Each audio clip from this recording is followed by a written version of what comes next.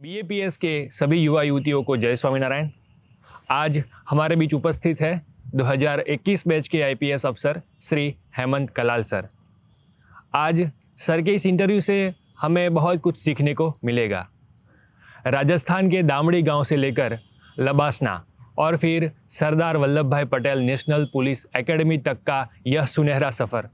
बेशक यह सफ़र चुनौतियों से भरा रहा होगा, कई बाधाएं भी आई होंगी।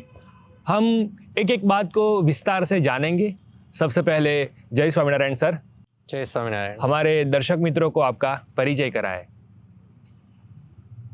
मैंने अपनी बेसिक शुरुआत वहाँ से की थी, गाँव से ही मैं पैदा हुआ हूँ। तो दामड़ी में मेरा गांव है जो कि डूंगरपुर ज़िले में आता है। तो शुरुआती पढ़ाई भी वहीं पे हुई। माता पिता के संस्कार अच्छे थे तो इसलिए थोड़ी मोक्ष की भावना, ये सब चीज़ें पहले से थी। बचपन से ही मन में रहता था कि कुछ स्पिरिचुअल चीज़ें जीवन में होनी चाहिए। पढ़ाई वहाँ से की 9वीं कक्षा तक।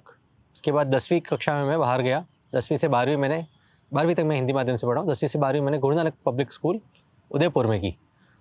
फिर थोड़ा सा पता चला कि पढ़ाई की कुछ इंपॉर्टेंस है। जब मैं 10वीं में गया था मुझे इतना कुछ आइडिया था नहीं कि पढ़ाई का क्या महत्व होता है जीवन में।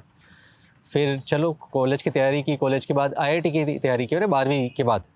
ये 12वीं की एग्ज़ाम मैंने दी। उसके बाद मैंने कोटा चला गया। तो 1 साल मैंने वहाँ तैयारी की। उससे मुझे निर्मा यूनिवर्सिटी में एडमिशन मिला AIEEE एग्ज़ाम के थ्रू। तो फिर और पता चला कि चलो इंजीनियरिंग में रह सकते हैं। तो एक दृढ़ता हुई कि हाँ पढ़ाई से कुछ वैल्यू मुझे मिलने वाली है।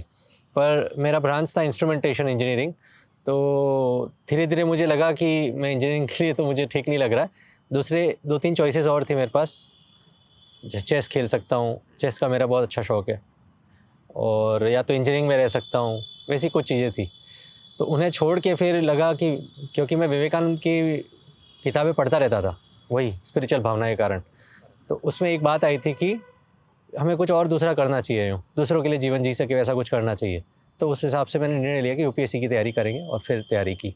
और मेरी 2020 की UPSC की सिविल सर्विस एग्ज़ाम में 371वीं रैंक आई, जिससे मुझे IPS सर्विस अलॉट हुई।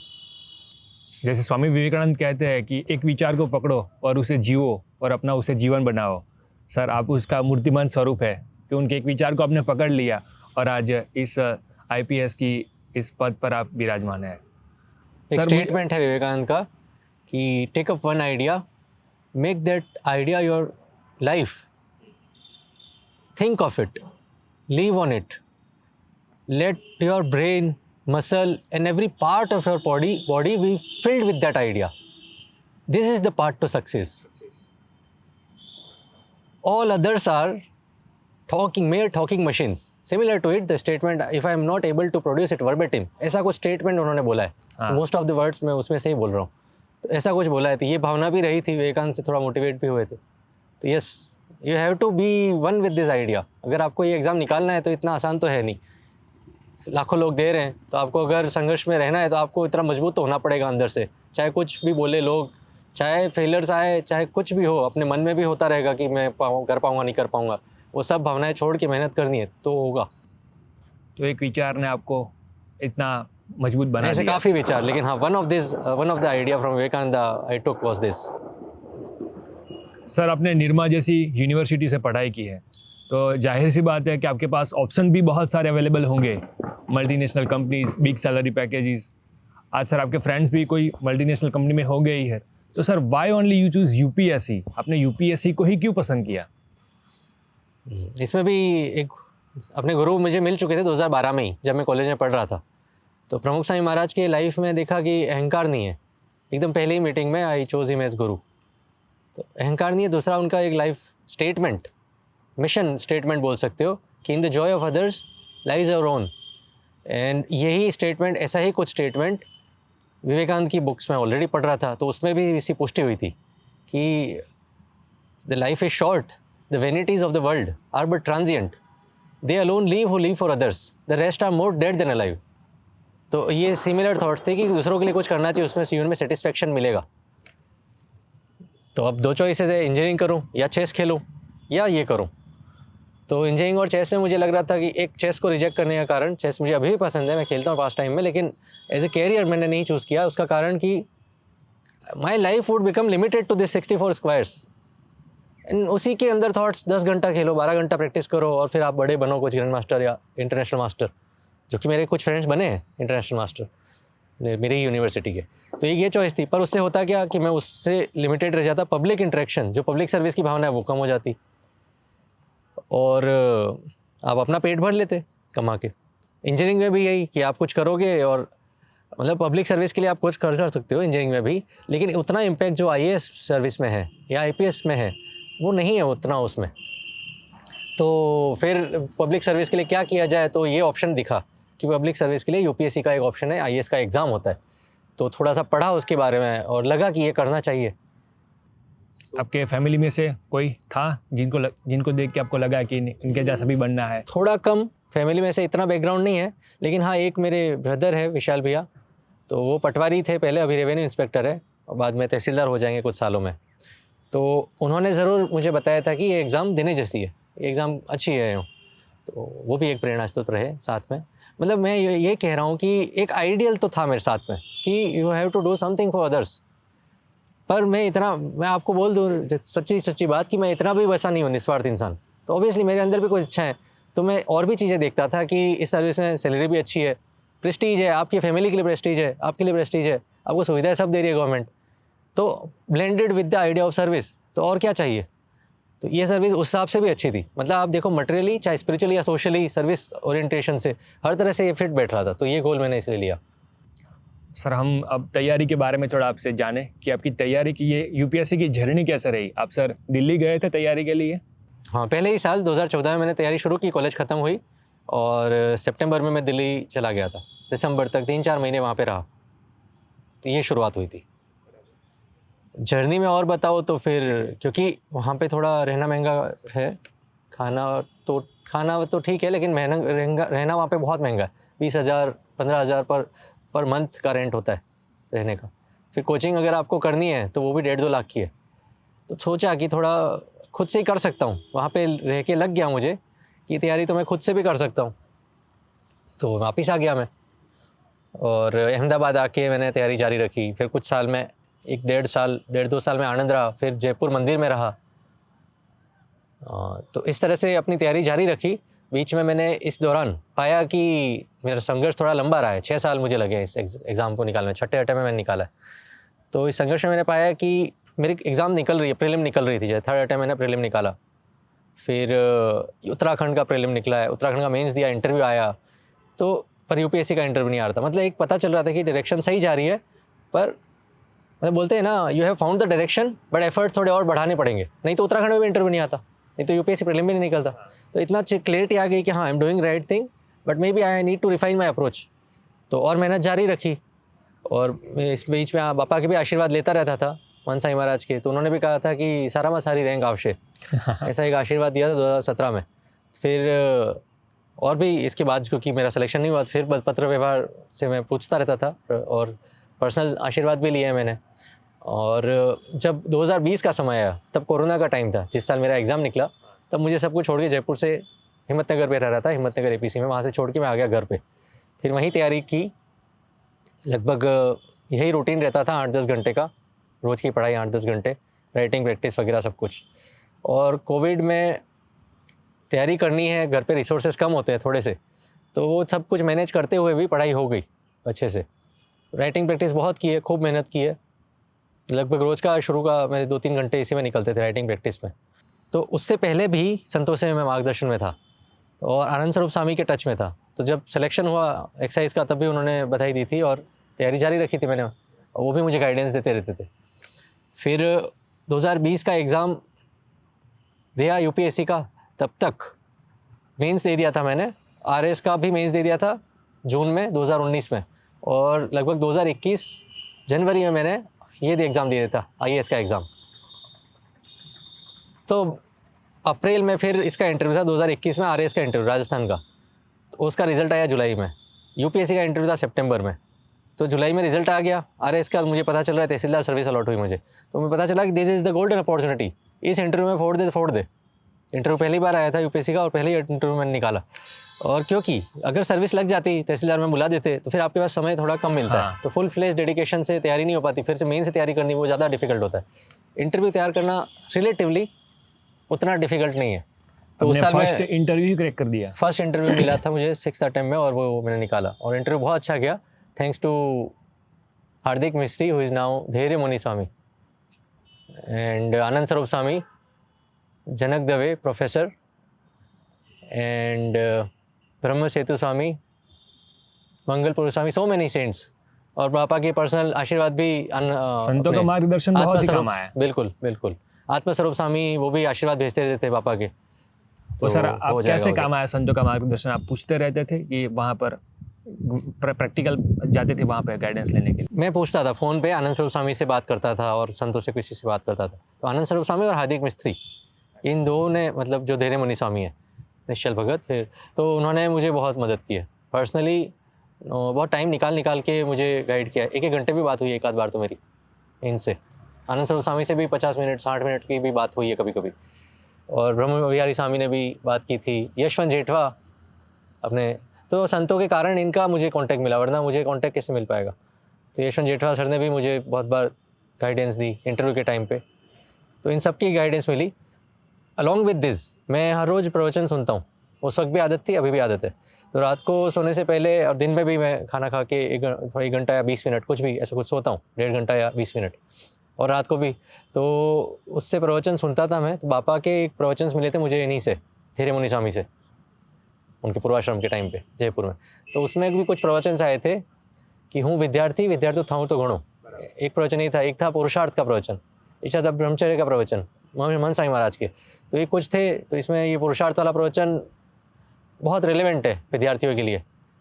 तो बहुत सारी बातें उससे मैं मोटिवेशन लिया है मैंने तो, और कंटिन्यूसली तैयारी की है। संघर्ष में सत्संग ने आपको बहुत बहुत सहाय की। हाँ, स्टेबल रखा। ये तो इतना लंबा सफ़र हो गया ना, तो लोग टूट जाते हैं, छोड़ो एग्ज़ाम, ये भी होता है।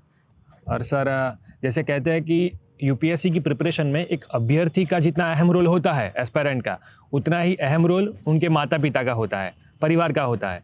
तो सर आपकी लाइफ में कितना बड़ा योगदान है आपके माता पिता का? बहुत ज़्यादा योगदान है कि जब शुरुआत के अटैम्प्ट्स नहीं निकले तब तो उन्होंने सपोर्ट किया। फिर 2017 का मैंने मेंस बहुत अच्छे से दिया था, और मुझे लगा था कि एग्ज़ाम हो गया मेरा, इस बार ही निपट जाएगा, हो जाएगा, क्लियर हो जाएगा। पर किसी तरह मेंस नहीं निकला। फिर पापा को फ़ोन किया, क्या करना है पापा अभी?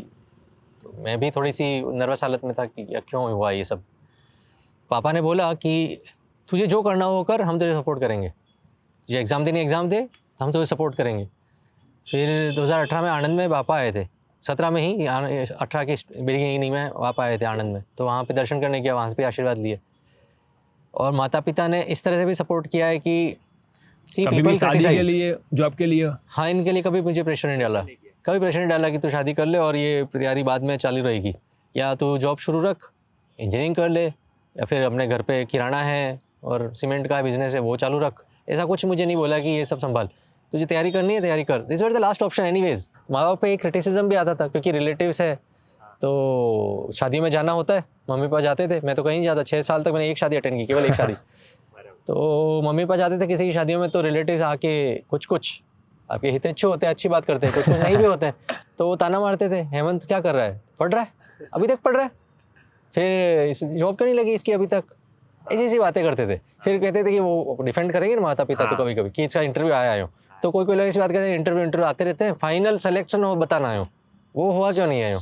तो ऐसी अलग अलग बातें करते रहते हैं लोग पीठ पीछे, और कोई अच्छे भी होते हैं, दोनों तरह के लोग आपको मिलेंगे। In the times of struggle you will find who is your well wisher and who is so called well wisher. तो वो बताते थे, आपके पिताजी आपको बताते थे? ये नहीं बताते थे, ये उनकी मानता है माता पिता की, कि उन्होंने कभी भी मुझे सुनाया नहीं फ़ोन पे कि फलाना व्यक्ति तुम्हारी बुराई कर रहा है या तुम्हें ऐसा बोल रहा है, या उन्होंने कभी ये चीज़ें मेरे तक नहीं पहुंचाई। उन्होंने दबा दिया अपने जिस्म में, अपने हृदय में, और सह लिया। ये बहुत बड़ी महान बात है। कहीं ना कहीं उनको भी इच्छा रहती है कि जॉब शुरू हो जाए। हाँ, ऐसा रहता है सबको। हाँ, सबको रहता है जॉब शुरू हो जाए, लेकिन उसके बावजूद भी उन्होंने लोगों की ताड़ना सही और मुझे इन सब से अनभिज्ञ रखा। और सर एक इंसिडेंट मुझे पता है तब तक कि आप जयपुर में तैयारी कर रहे थे, आपके माताजी को भी शारीरिक तकलीफ थी, फिर भी आपको सपोर्ट किया, वो क्या बात थी सर? ये उसी साल था जब 2020 का एग्ज़ाम, जो कि शेड्यूल्ड हुआ था 8 जनवरी 2021 से, 8, 9, 10 और 16, 17, ये 5 दिन का एग्ज़ाम था जनवरी में। तो उससे 1 महीना पहले लगभग 12 दिसंबर को मेरी माता के कैंसर डिटेक्ट हुआ था, ब्रेस्ट कैंसर। तो ये उदयपुर में डिटेक्शन हुआ, डायग्नोज हुआ, तो फिर अब ऑपरेशन करवाना पड़ेगा, ये सब बातें आई। तो पहली बार मैंने तो कैंसर की बात सुनी। तो मेरे फ्रेंड्स है कुछ, रौनक करके है एक, जो उदयपुर से है, रौनक चौधरी ने फ़ोन लगाया आनंद सर्वस्वामी को कि बात करेंगे आपसे। तो उनका फ़ोन आया। फिर एक बाबा का आशीर्वाद भी आया था आत्मस्वरूप स्वामी के द्वारा मम्मी के लिए कि सब ठीक हो जाएगा, ऑपरेशन करवा देना है। तो ऑपरेशन करवाया, फिर क्या कीमोथेरेपी शुरू हो जाती है। तो 20-21 दिन में कीमो की साइकिल्स होती है, 6 साइकिल्स थी। तो 21 दिन का साइकिल में तो समझो, अभी 12 तारीख को हुआ था ऑपरेशन, तो लगभग 2 या 3 तारीख को जनवरी में कीमो की साइकिल होगी। कीमो में वीकनेस थी, इसके बावजूद भी मेरी मम्मी ने पापा को भेजा, वो उदयपुर में थी मम्मी, पापा को भेजा जयपुर कि आप इसके साथ रहो और तैयारी में मतलब जो भी इसको ज़रूरत हो, ताकि और चीज़ों से डिस्टर्ब ना हो, पढ़ाई करता रहे। वहाँ पे कौन ख्याल रखता था? मेरी मम्मी के साथ में मेरे जीजा जी, दोनों जीजा जी और दीदी, तीनों दीदी वो थे, तो उन्होंने ख्याल रखा। आपको पता नहीं चलने दिया? हाँ, उन्होंने पता नहीं चलने दिया। और पापा भी इतने महान, पापा को पता है, फ़ोन पे बात करते हैं तो आइडिया है, कीमोथेरेपी में आपके गले से वो भी नहीं उतरती रोटी, इतना छाले आ जाते हैं, बहुत सारी दिक्कत है, मतलब वीकनेस खूब आ जाती है, कीमो का डोज ऐसा हैवी होता है। तो पर पापा नहीं बताते थे ये मुझे तब पता चला जब 8, 9, 10 का एग्ज़ाम हो गया। फिर थोड़ा पापा की मायूसी मैंने देखी चेहरे पे, तब, क्योंकि तब आप एग्ज़ाम दे रहे तो ध्यान भी मेरा भी नहीं था। 11-12 को मुझे आइडिया लगा कि मम्मी को बहुत ज़्यादा तकलीफ़ हो रही है। तो फिर 16-17 का लास्ट एग्ज़ाम था और वो देखिए हम निकल गए और फिर मैं भी मम्मी के साथ रहा। तो ये भी संघर्ष था, मम्मी ने उस वक्त भी मेरा साथ दिया। जैसे कहते हैं कि बाधाएं कितनी भी हो, लेकिन जब मंजिल पर नज़र होती है तब कोई भी बाधा आपका रास्ता रोक नहीं सकती। आप हमारे BAPS के सभी युवाओं के लिए बहुत बड़ी मिसाल है सर। और जब आपका रिज़ल्ट आ गया तब आप कहाँ थे? उस वक्त क्या फीलिंग थी सर? आपको जब पता चला कि आज UPSC का रिज़ल्ट है, उस वक्त माहौल कैसा था सर? क्योंकि इतना लंबा संघर्ष रहा और जब रिज़ल्ट के दिन आए तब माहौल ऐसा था कि पहला तो जो रिलेटिव्स थे ना, मेरे क्लोज रिलेटिव्स, किसी को पता भी नहीं था कि मैंने इंटरव्यू दिया है। तो उनकी तो, क्योंकि जो बताने की ज़रूरत भी नहीं थी, उनको ये तो पता था कि यार तहसीलदार हो चुका है या कुछ एग्ज़ाम्स निकाल लिए इसने। तो पूरा दिन इंतज़ार कर रहे थे। शायद ये 24 सितंबर 2021 का दिन था। और एक दिन पहले से न्यूज़ आ रही थी कि UPSC का आज रिज़ल्ट आने वाला है, फाइनल रिज़ल्ट आने वाला है। तो 11 बजे पता चला, 11 बजे आएगा 24 सितंबर को, नहीं आया। फिर मैंने ब्रह्मयोगी स्वामी को फ़ोन किया कि स्वामी आज रिज़ल्ट आने वाला है। तो उन्होंने आशीर्वाद दिए। कोठारी पापा से भी बात की, उन्होंने भी कहा अच्छा होगा। फिर रिज़ल्ट का इंतज़ार करते रहा, आया नहीं। 2 बज गई, 3 बज गई, शाम की 5 बज गई। फिर मैंने आशा छोड़ दी कि मैंने कहा अभी नहीं, कल आएगा, आज नहीं रिज़ल्ट आया है, पब्लिश कल होगा। ठीक है। तो शाम को मैं योग करता हूँ, मेरा रूटीन है योग करने का। तो मैं चला गया ऊपर अपनी छत पे, मेरा एक रूम बना रखा है अलग, वहाँ पे मैं पढ़ता रहता हूँ ताकि I am separated from all the disturbances that go in family. Covid time था, मैं घर पे आ गया था, तो मैं केवल खाने के लिए नीचे आता था। तो पर उस वक्त मैं योग कर रहा था और पापा को फ़ोन आया मोलिन का, अपने सत्संगी है अहमदाबाद से, अभी असिस्टेंट इंजीनियर है। तो उन्होंने रिज़ल्ट देख लिया और रिज़ल्ट आया और पापा को बताया कि इसकी 371वीं रैंक आई हेमंत की। पापा ऊपर आए छत पे, मैं योग कर रहा था और वो आए अंदर रूम में और बताया बताइए। तो 6:15 was the time PM in the evening, 6:15, 6:14 I was almost nothing, तहसीलदार हो गए थे। चलो एक तो भगवान की कृपा थी कि सर्विस मिल गई थी, बहुत बड़ी अच्छी सर्विस है। और 6:15 you are somebody different। तो रैंक देखी, पता चल गया कि IAS IPS हो रहा है मेरा। तो फिर मैंने कंफर्म किया, हाँ रैंक है, सही है। तो अलग ही माहौल है वो, कि आपकी इतने सालों की तपस्या ही बोल दो, वो रंग लाती है। आपके माता पिता की क्या फीलिंग थी? क्योंकि वो तो आपको देख रहे थे इतनी मेहनत करते हुए, उनको पता चला तब उनका क्या फीलिंग थी? गर्व। तो मैंने तो उन्हें बोला, क्योंकि मैं सीक्रेटिव रखता था, जैसे मेरा इंटरव्यू किसी को नहीं पता था। हाँ। तो उस दिन तक मैंने बोला कि आज किसी को मत बताओ वरना लोग आ जाएंगे। तो उनको तो बहुत खुशी थी, लेकिन फ़ोन आने लगे और पता चली गया इवेंचुअली, छुपता नहीं है। तो फिर अगले दिन गाँव वाले आए, पापा मम्मी ने सबको होस्ट किया, चाय वगैरह पिलाई, गुड़ खिलाना, वही सब को गाँव में जिप्सी में ले गए लोग, बहुत कुछ स्वागत करते हैं जो आपका। नहीं जानते होंगे वो भी आए होंगे। जो पसंद करते हैं वो तो आते ही है और जो नहीं जानते वो भी आ जाते हैं। और लेकिन सबकी अच्छी भावना थी। तो गांव में एक प्रेरणा स्रोत भी आप बन जाते हैं, क्योंकि हमारे गांव में से एक भी अभी तक RAS ऑफिसर में भी किसी का एग्ज़ाम, RAS का भी एग्ज़ाम किसी ने निकाला नहीं है गाँव में अभी तक। तो एक अच्छा प्रेरणा स्रोत आप बन जाते हो कि दूसरे लोग भी सोचते हैं कि हाँ ये एग्ज़ाम्स देने लायक है, IAS की या RAS की वगैरह एग्ज़ाम्स। तो ये फीलिंग थी बहुत अच्छी। मतलब you can not describe it. जब पूरी इतनी सारी आपने मेहनत दे दी है और फिर रिजल्ट आता है, and you know that LBSNAA अभी बुलाएगा थोड़े दिन में। इतने संघर्ष के बाद जब सफलता मिलती है तो सर आप आज आप ट्रेनिंग में हैं, तो सर अभी यूपीएससी पास कर ली, तो अभी आईपीएस बन भी गए, तो आईपीएस बनने के बाद अभी आप ट्रेनिंग में है, तो ट्रेनिंग की सर क्या आवश्यकता होती है? ट्रेनिंग की ये आवश्यकता होती है कि आप आए हैं थ्योरेटिकल नॉलेज लेके, geography, history, Indian polity, constitution, ये सब आप पढ़ के, जो कि काम का है। लेकिन फील्ड में जो आपको करना है, जैसे आईएएस में आप सेलेक्ट हो रहे हो तो आपको रेवेन्यू का देखना पड़ेगा, लैंड डिस्प्यूट्स क्या होती है, आपके पावर्स क्या है इसको सेटल करने के, डेवलपमेंट के क्या टास्क है, उनकी ट्रेनिंग होगी, तो वो आपको सिखाएंगे वहाँ पे। तो जो भी रिलेवेंट लोग होते हैं उनको वहाँ पे लाते हैं, पद्मश्री वैसे लोग भी आते हैं, पद्म विभूषण ऐसे बड़े बड़े लोग आते हैं, कोई सिविल सर्वेंट्स आते हैं, रिटायर्ड अभी के जो है सेक्रेटरीज, ऐसे लेवल के लोग आते हैं लवासना, वो आपको पढ़ाएंगे। या आप अगर पुलिस में हैं तो आपको जो फील्ड लेवल की चीज़ें चाहिए, जैसे कि फोरेंसिक्स है, जो आपने सीआईडी देखा होगा तो आपको प्रद्युम्न वगैरह, वो डॉक्टर वगैरह क्या करते रहते हैं, तो ये चीज़ें हमें पता होती है एग्जैक्टली क्या चल रहा है, डीएनए टेस्टिंग कैसे मैच कैसे होता है, फिंगरप्रिंट और फिंगरप्रिंट कैसे उठाने, तो ये फील्ड ट्रेनिंग है। फिर सीन ऑफ क्राइम पे क्या करना है, क्राइम को कैसे रोकना है, सीआरपीसी से कैसे आप किसको बंद कर सकते हो अगर ज़रूरत पड़ती है प्रिवेंटिव एक्शन की, या क्या क्या प्रिवेंटिव एक्शंस और ले सकते हो आप पेट्रोलिंग करके, या प्रोएक्टिव पुलिसिंग की बात करते हैं जो कि आप prevention of crime not by hard means but by soft means, जैसे कि आप लोगों में एंटी डी एडिक्शन के कैंपेनिंग करके, स्कूल में जाके ड्रग्स के विरुद्ध कुछ बात करके लोगों में जागरूकता लाओ, स्टूडेंट्स में जागरूकता लाओ, तो इस तरह से प्रोएक्टिव पुलिस, तो इन सब चीज़ों के लिए हमें तैयार किया जाता है ट्रेनिंग में। तो लॉज का knowledge, IPC, CrPC, Indian evidence act या जो अभी नए कानून आएंगे उनकी तैयारी की बात हो, चाहे फील्ड में जाके आपको इन लोगों को कैसे अप्लाई करना है, लोगों से कैसे डील करना है, हैंडल कैसे करना है, communication skills included in this, तो ये सब चीज़ें आपको ट्रेनिंग में वो सिखाते हैं। They try to do their best. फिर हम पे हैं हम कितना सीख रहे हैं ट्रेनिंग में सीरियसनेस दे के। इसके अलावा आपकी फ़िटनेस भी चाहिए, तो पुलिसिंग में एक फ़िटनेस का भी है। तो मैं रनिंग ऐसा तो मैं नहीं करता था, योग में करता था, तो रनिंग हमने की 21 किलोमीटर 2 बार ट्रेनिंग के दौरान। कभी सोचा नहीं था हो पाएगा, लेकिन देखो किया। तो यहाँ इतनी अच्छी साइंटिफिकली ट्रेनिंग देते हैं। टाइम पीरियड कितना लंबा होता है रिजल्ट आने से आप जब फील्ड में आते हो तब तक एकेडमी का जो ट्रेनिंग फेज होता है वो कितना लंबा होता है? ये 2 साल का है। 2 साल द का। Day you enter the LBSNAA, from that to completion of training 2 साल का पीरियड होता है। 3.5 महीने की ट्रेनिंग होती है मसूरी में लबासना आईपीएस के लिए। अगर आईएएस है तो वो लबासना में कंटिन्यू ट्रेनिंग होती है। 3.5 महीने बाद हम आ जाते हैं अपनी parent academy, national police academy. वहाँ हमारा 11 महीने का फेज़ 1 होता है हैदराबाद। उसमें हैदराबाद में नेशनल पुलिस एकेडमी। वहाँ पर हमारा फेज़ 1 में ये सब laws, forensics, cyber, computer related new things, internal security, ऐसी चीज़ें हमें पढ़ाई जाती है। प्लस आउटडोर आपको फिजिकली फिट रहने के लिए जो चीज़ें होती है, हॉर्स राइडिंग, स्विमिंग, रनिंग, ये सब हम करते हैं वहाँ पे। ये एग्ज़ाम होता है उनका बाकायदा, वो भी पास होते हैं। अच्छा, उनकी भी एग्जाम होती है? हाँ, ऐसा नहीं है कि आपने एग्ज़ाम निकाल दी तो आप हो गए। पर obviously this exams are not very difficult. If you have cleared UPSC you have definitely the calibre to clear LBSNAA और एनपीए एग्जाम्स। इसके बाद फेज़ 1 के बाद 11 महीने की ट्रेनिंग यहाँ, 3 महीने 3.5 महीने लबासना। इसके बाद में होता है हमारा डिस्ट्रिक्ट प्रैक्टिकल ट्रेनिंग आईपीएस में। तो ये लगभग 7 महीने का प्रोग्राम है। इसमें आप फील्ड में जाते हो, आपको बहुत सारे रोल्स देते हैं। आपको एसपी के अंडर अटैच रखते हैं, एसपी सर आपको सिखाएंगे पर्सनली अटेंशन देके। आपको एसएचओ से अटैच करते हैं, वो थानेदार आपको सिखाएगा बेसिक यूनिट में क्या होता है। आपको 3 महीने के लिए थानेदार का चार्ज देते हैं अंडर ट्रेनिंग।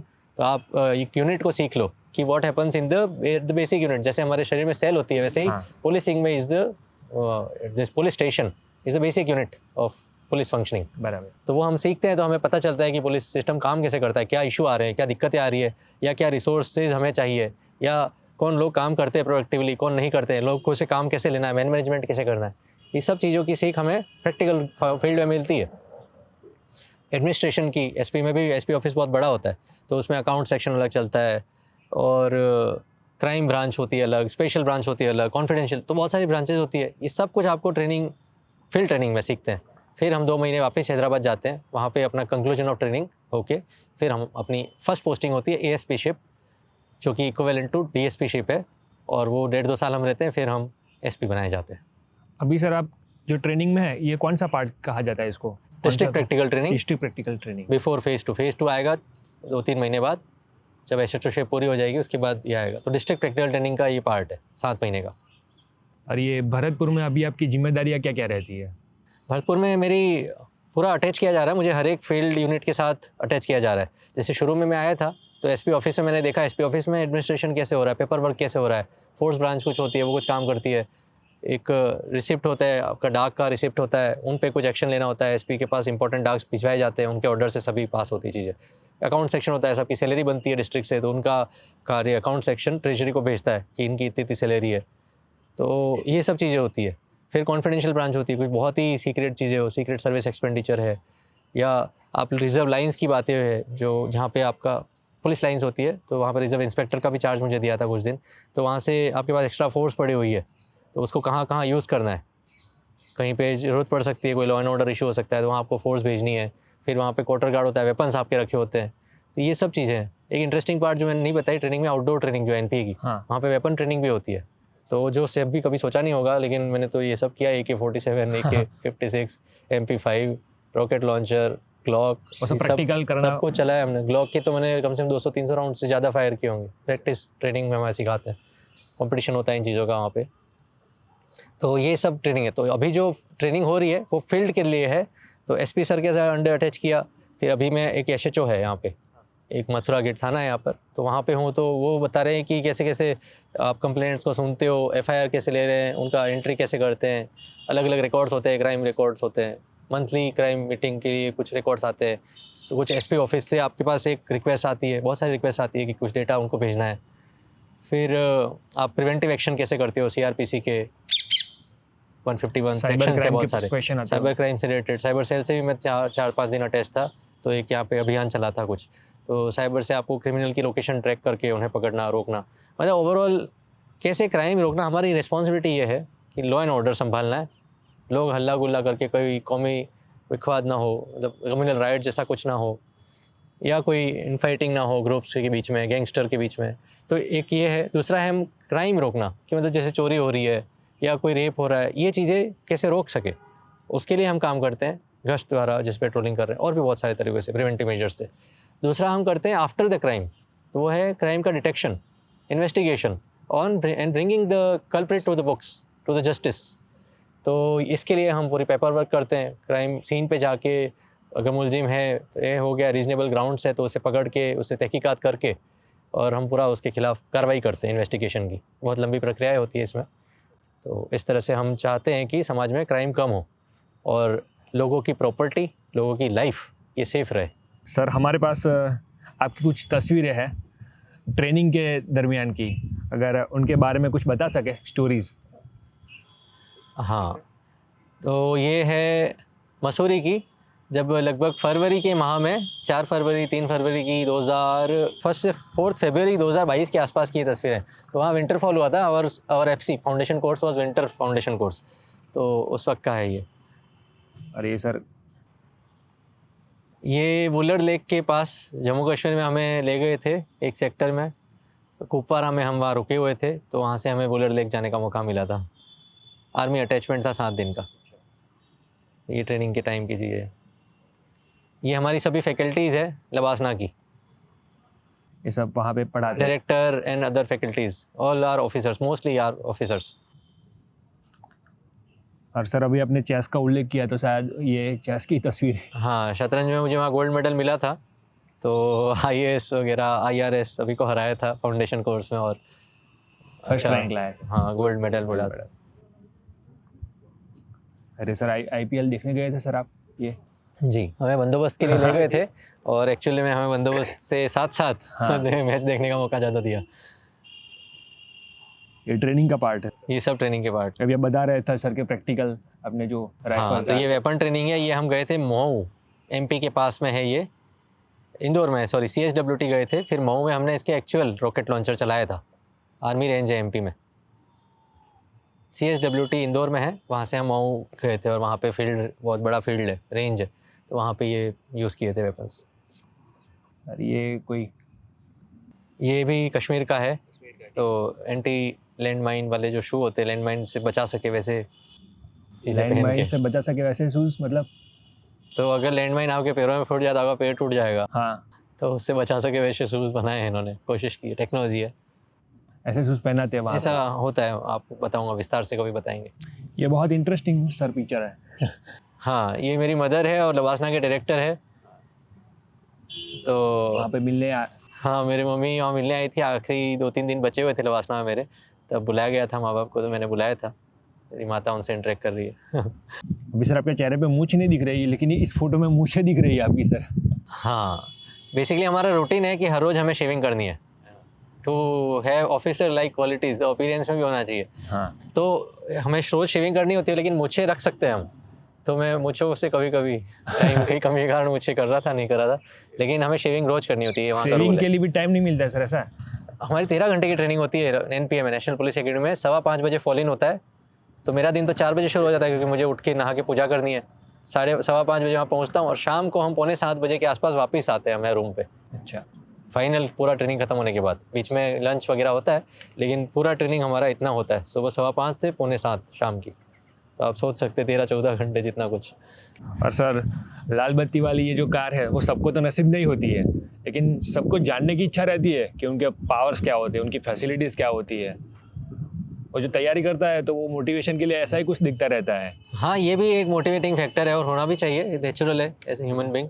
तो देखिए, आपको गवर्नमेंट, जब आप ट्रेनिंग में लगते हो तब से आपकी सैलरी शुरू हो जाती है, फुल सैलरी शुरू हो जाती है। तो ये सब चीज़ें plus after training, when you have completed the training, अभी ही बल्कि DPT में, डिस्ट्रिक्ट प्रैक्टिकल ट्रेनिंग में, हमें गाड़ी मिलती है और एक ड्राइवर होते हैं आपके साथ में, जो सीनियर होते हैं कांस्टेबल में, और गनमैन आपको होते हैं, ये भी सीनियर कांस्टेबल होते हैं, तो ये आपके साथ रहते हैं।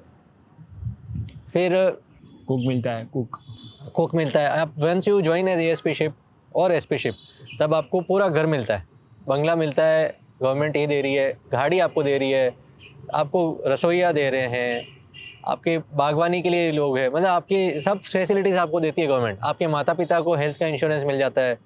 तो government basically wants to say you take care of the district, we will take care of your other needs. जैसा कि सर आपने पहले बताया कि आपके प्रेरणा स्रोत स्वामी विवेकानंद और प्रमुख स्वामी जी महाराज रहे हैं।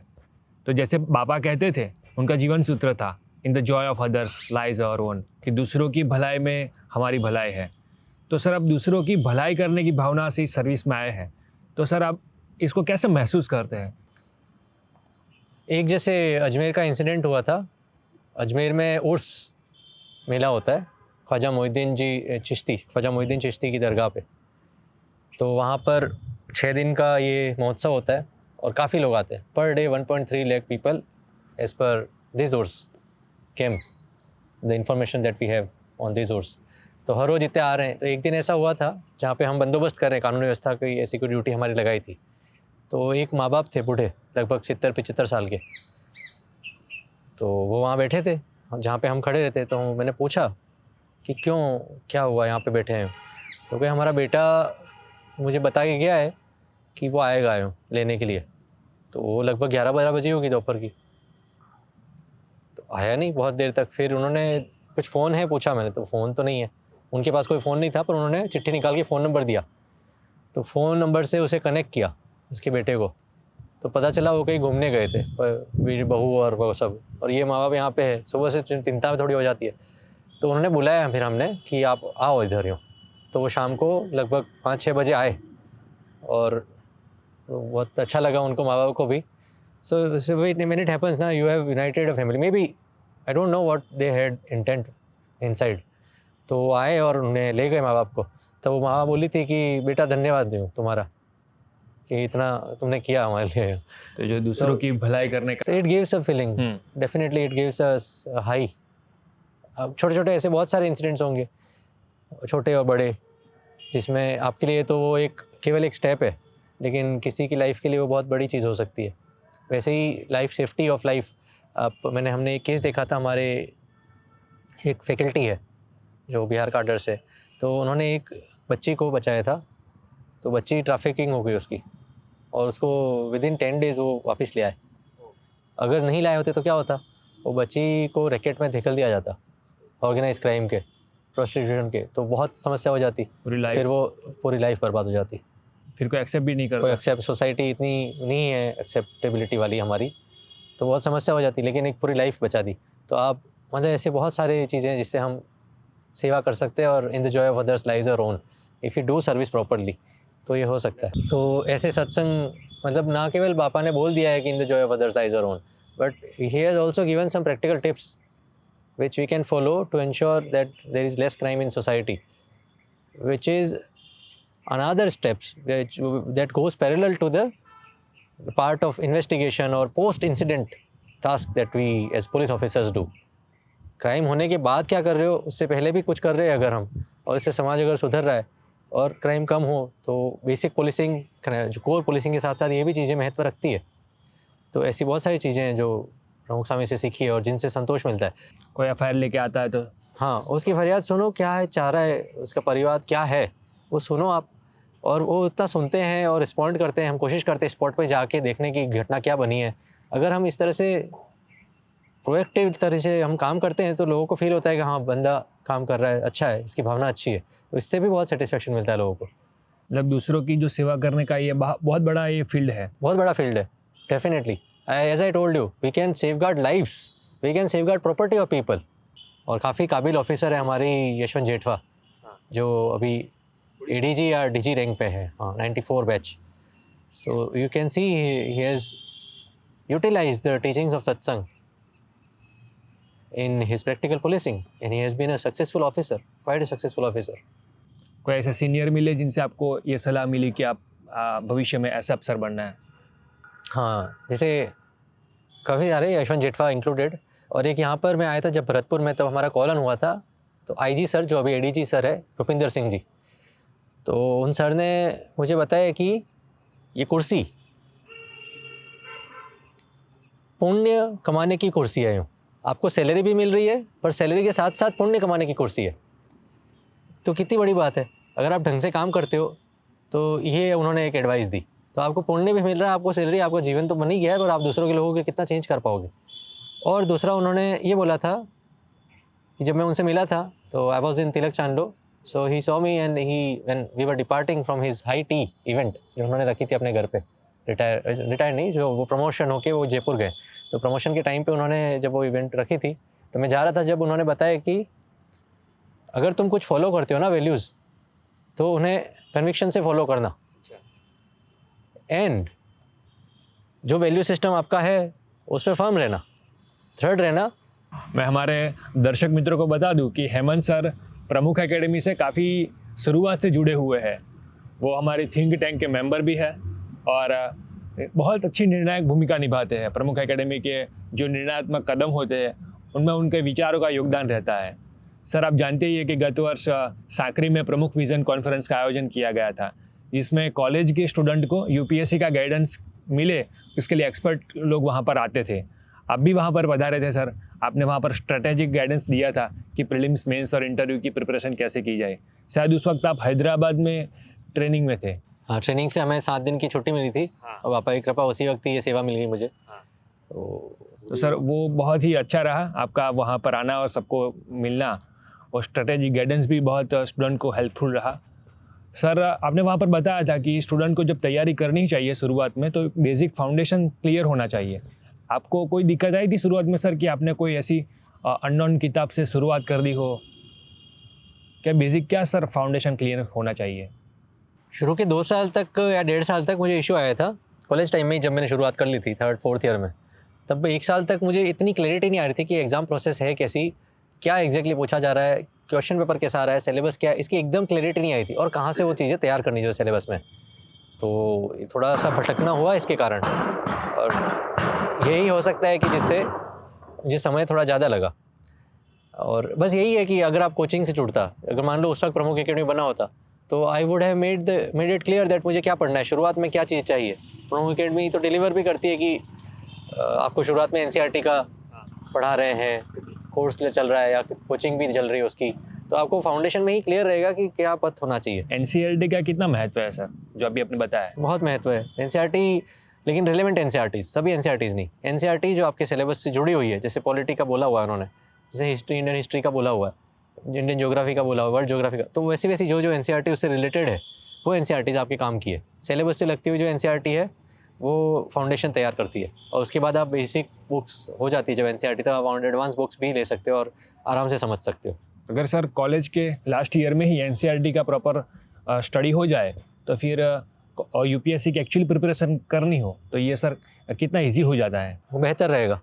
तो आपका फाउंडेशन तैयार हो जाएगा, तो जैसे ही आप फिर आते हैं, जैसे प्रमुख अकेडमी आते हैं, तो आपको ये पता रहेगा कि ये चीज़ें मैंने पढ़ चुकी है। वहाँ से आपको नया पढ़ाएंगे जब, तो आपको समझ आएगी चीज़ें। वरना क्या होता है ना, जिसे सीधे दिल्ली चले जाते हैं लोग और बहुत सारा ऊपर से जाता है, समझ नहीं आती चीज़ें क्योंकि फाउंडेशन क्लियर नहीं है। तो NCERT as well as the initial foundation which our संस्था is trying to create for students is helpful. क्योंकि सर ज़्यादातर लोग कॉलेज के लास्ट ईयर में मोटिवेशनल वीडियो देखने में ही टाइम पासार कर देते हैं कि मुझे ये बनना है, ऐसा करना है। तो अगर वो सही ढंग से एनसीईआरटी की प्रिपरेशन शुरू कर दे और फिर बाद में ये जुड़े एकेडमी से, तब उसकी प्रिपरेशन एकदम ईजी हो जाती है। तो इसलिए सर प्रमुख एकेडमी में भी एनसीईआरटी का कोर्स अभी बना है, तो वो स्टूडेंट को बहुत ही हेल्पफुल रहे। बिल्कुल रहेगा। और सर आप शुरू से प्रमुख एकेडमी से जुड़े हैं, तो आपका क्या अनुभव रहा है सर प्रमुख एकेडमी के बारे में?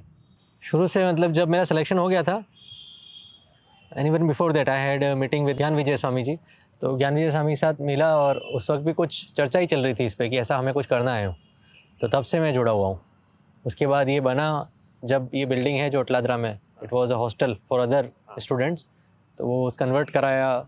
जब वो बन रहा था उसके अंदर रिफर्निशिंग वगैरह करना ना, यूपीएससी के ओरिएंटेशन से क्लासरूम बनवाना, नए टॉयलेट्स वगैरह बनवाना, तो उस वक्त भी मैं वहाँ पे मौजूद था। भाग्य सेतु स्वामी भी थे और मैं था, ज्ञान विजय स्वामी थे। तो ये देखा है शुरू से। क्योंकि ये सर स्टूडेंट ओरिएंटेड, सब स्टूडेंट स्टैंडिंग मॉडल है, ये स्टूडेंट सेंट्रिक मॉडल है। With minimum cost we are giving the facilities that Delhi would cost you 3 lakh, new Delhi will cost you 3 lakh, that we are trying to bring to students at minimal cost. खाने रहने की सुविधा, एक environment, library, वो सारे एक ही जगह पे सब मिल जाए, सब कुछ एक जगह मिल रहा है। तो ये फ़ायदेमंद है। बस आपको उस तरह से ढलना होगा, मेहनत करनी होगी। स्वामी भी है आपके पास, यू कैन अप्रोच, जैसे मैंने जनक दवे सर से अप्रोच किया, वैसे आप संतों को ढूंढिए जो यूपीएससी फील्ड में ज़्यादा नॉलेज रखते हैं या जो प्रैक्टिकल नॉलेज रखते हैं चीज़ों का, उनसे आप मिलिए, उनसे गाइडेंस लीजिए, वो भी आप कर सकते हैं। प्लस हम मोटिवेशनल भी चीज़ें करते हैं। तो जैसे वडोदरा के कमिश्नर आए थे एक बार प्रमुख अकेडमी, शमशेर सिंह राणा सर आए थे। हाँ, तो ये चीज़ें भी हम कर रहे हैं। तो we are trying to do those things. SP sir भी एक बार आए थे, सो काफ़ी लोग आ रहे हैं वहाँ पे। तो आपको जो चीज़ें एक साथ प्लेटर पे दे रहे हैं वो संस्था दे सकती है। As individual I might not have got it, मेरे टाइम पे मुझे नहीं मिला था ये सब। लेकिन जो गोल की क्लैरिटी के बारे में पापा बोलते हैं प्रमुख साईं महाराज, वन साईं महाराज, कि आपको अपने ध्येय की स्पष्टता होनी चाहिए और फिर ध्येय की दृढ़ता होगी और पुरुषार्थ अपने आप होगा। तो ध्येय की क्लैरिटी तो आपको मिल रही है, स्पष्टता तो वहाँ से जो भी अपनी एकेडमी कर रही है वहाँ से मिल रही है। अंत में सर हमारे बीएपीएस के यूपीएससी की तैयारी करना चाहते ऐसे अभ्यर्थियों को आप क्या मैसेज देना चाहेंगे सर? प्रमुख साईं महाराज की भावना रही है सेवा की, राष्ट्र सेवा की। जैसे कच्छ भुज भूकंप में सेवा की हमने, या मंदिर बना के चरित्र निर्माण के लिए जो सेवा कर रहे हैं, बालकों के इतने सारे लगभग 5-6 हज़ार से ज़्यादा सेंटर्स है, बहुत सारे सेंटर्स है। तो ये सब करके हम चाह रहे हैं कि एक अच्छा समाज तैयार हो। तो कुल मिला के ये एक अच्छा विश्व बने, अच्छा देश बने, उसके लिए बहुत प्रयास कर रहे हैं और यही हमें करना चाहिए। यदि हम यूपीएससी क्लियर करते हैं, ये बहुत बड़ी एग्ज़ाम है, और आपके एम्बिशंस को और सेवा की अपॉर्चुनिटी, तो आप खुद अगर यूपीएससी तैयारी करके एग्ज़ाम निकाल रहे हैं तो आप भी एक प्रेरणा स्रोत बनेंगे बीएपीएस के बच्चों के लिए भी और बाहर के लिए भी, कि ये कोई नैतिक व्यक्ति भी है। यूँ 2017 में prime minister Modi had meeting with one Sai Maharaj in Akshardham, Gandhinagar रजत अक्षरधाम। जयंती महोत्सव। हाँ, तब वो सिल्वर जुबली में ये बात हुई थी कि आप हमें चरित्रवान युवा दीजिए देश की सेवा के लिए, ऐसा प्राइम मिनिस्टर ने बोला था। तो अगर आप तैयारी करेंगे अच्छे से और देश में अच्छे आईएएस ऑफिसर्स आएंगे, आईपीएस ऑफिसर्स आएंगे, IRS officers, foreign service, forest service के ऑफिसर्स आएंगे, तो ये बहुत महत्वपूर्ण है। तो ना केवल आप तैयारी करके अपना जीवन बना रहे हो, वरन आप अपने वन साईं महाराज, गुरु प्रमुख साईं महाराज, इन सब का भी आप, इन सब की प्रसन्नता भी प्राप्त कर रहे हो, इनका राजीपा भी प्राप्त कर रहे हो। तो तैयारी में आपको दोनों बेनिफिट है, आप सेवा भी कर रहे हो तैयारी करते हुए, और आप मोक्ष का काम भी कर रहे हो क्योंकि आप उनकी आज्ञा के अनुसार कर रहे हो। और अगर आप बनते हो तो बहुत सारे और भी जो दुनिया में अच्छे लोग हैं उनको प्रेरणा मिलेगी, अपनी संस्था के बच्चों को प्रेरणा मिलेगी। सो ये संदेश है कि आप मेहनत कीजिए और प्रमुख साईं महाराज को, मन साईं महाराज को राजी कीजिए, सिलेक्शन लीजिए जल्द से जल्द। सर हम आपके तहे दिल से आभारी है कि आपने व्यस्त शेड्यूल में से समय निकाल कर हमें इंटरव्यू दिया। हमें आशा है कि इस इंटरव्यू से आप जैसे मूल्यनिष्ठ अधिकारी इस देश को प्राप्त होंगे और ये देश का भविष्य उज्जवल है। आभार सर। जय स्वामीनारायण। जय स्वामीनारायण।